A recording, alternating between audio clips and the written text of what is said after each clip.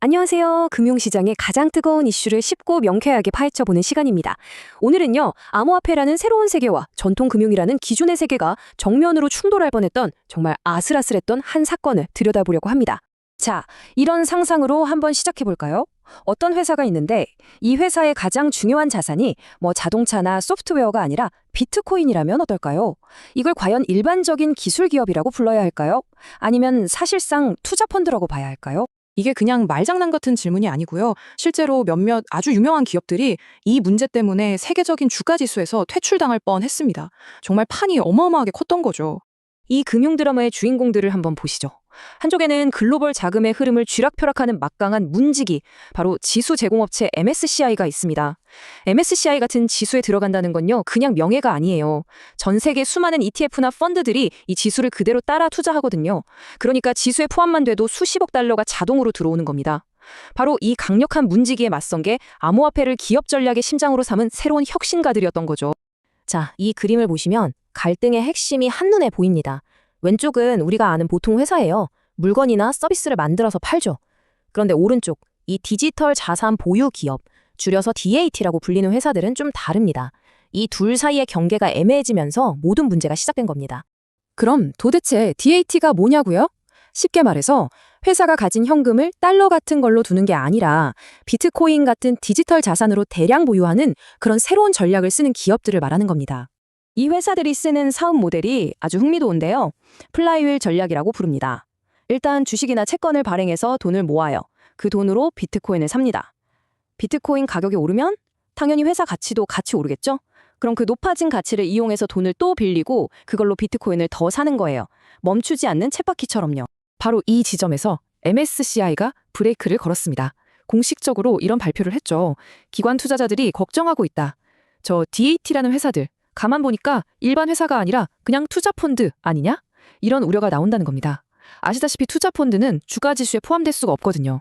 상황은 정말 극단으로 치닫고 있었고 시장은 그야말로 숨을 죽였습니다.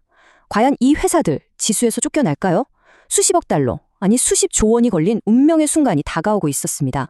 결정이 나오기 전에 시장의 불안감은 주가에 그대로 나타났습니다. 대표적인 DAT 기업인 마이크로스트래티지 주가는요, 지난 6개월 동안 무려 60% 넘게 폭락했어요. 투자자들이 얼마나 공포에 떨었는지 보여주는 숫자죠. 심지어 JP모건은 이런 경고까지 했습니다. 만약에 이 회사들이 진짜로 지수에서 빠지게 되면 시장에서 증발할 돈이 무려 88억 달러, 우리 돈으로 10조 원이 넘을 거라는 거예요. 정말 상상하기 힘든 규모의 자금 유출이죠. 그리고 마침내 1월 6일 MSCI의 결정이 나왔습니다. 결과는 잔류였습니다. 일단은 지수에서 퇴출되는 최악의 위기는 피하게 된 겁니다. 이 결정이 발표되자마자 시장은 그야말로 환호했습니다. 이 차트 좀 보세요. 마이크로스트래티지 주가가 시간 외 거래에서 순식간에 6% 넘게 급등했죠. 시장이 얼마나 안도했는지 알 수 있는 대목입니다. 마이크로스트래티지의 마이클 세일러 의장은 바로 SNS에 경제적 현실을 반영한 강력한 결과라면서 이번 결정을 엄청나게 환영했습니다. 암호화폐 커뮤니티 전체가 그야말로 안도의 한숨을 내쉬는 순간이었죠. 하지만 이야기는 여기서 끝나지 않았습니다. 이게 완전한 승리가 아니었거든요. MSCI가 아주 중요한 조건들을 달았습니다. 네, 맞습니다. 그럼 그 조건이라는 게 도대체 뭐였을까요? 이 결정의 속내를 자세히 들여다봐야 진짜 이야기가 보입니다. 확실히 해야 할 게 있는데요. 이번 결정은 DAT의 사업 모델을 그래, 너희들 잘했다 하고 인정해준 허가가 절대 아니었습니다. 오히려 앞으로 더 큰 논의를 하기 위한 조건부 휴전에 가까웠다고 봐야죠. MSCI가 내건 새로운 규칙들은 꽤 깐깐했습니다. 여기 4가지 핵심 조건이 있는데요.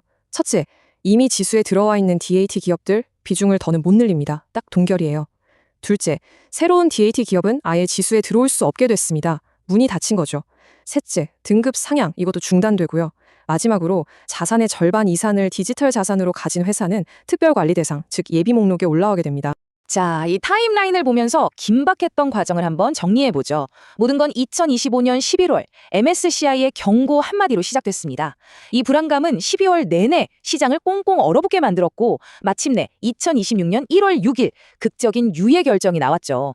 하지만 이게 끝이 아니라 앞으로 더 큰 논의가 있을 거라는 예고편이었습니다. 그렇다면 이번 사건이 암호화폐 기업들의 미래에 던지는 메시지는 뭘까요? 좀 더 큰 그림에서 한번 살펴보겠습니다. 결국 가장 근본적인 질문은 해결되지 않은 채 그대로 남아 있습니다. 비트코인을 잔뜩 가진 이 회사들, 과연 물건을 만드는 운영기업일까요? 아니면 그냥 자산을 굴리는 투자펀드일까요? 이 질문에 대한 답이 앞으로 모든 것을 결정하게 될 겁니다. 이 사건이 정말 중요한 이유는요, 단순히 몇 개 회사의 운명만 결정한 게 아니기 때문입니다. 이건 전통 금융세계가 새롭게 떠오르는 암호화폐 경제를 어떻게 다룰 것인지, 또 어떤 규칙을 만들어 나갈 것인지에 대한 아주 중요한 첫 번째 판례를 만든 셈이거든요. 자, 여러분은 어떻게 생각하시나요? 이번 MSCI의 결정, 앞으로 더 큰 싸움을 앞두고 잠시 숨을 고르는 일시적인 휴전일까요? 아니면 전통과 혁신이 서로 부딪히고 섞이면서 새로운 금융의 미래가 우리 눈앞에서 만들어지는 과정일까요? 그 답은 바로 지금 시장이 새롭게 써내려가고 있습니다.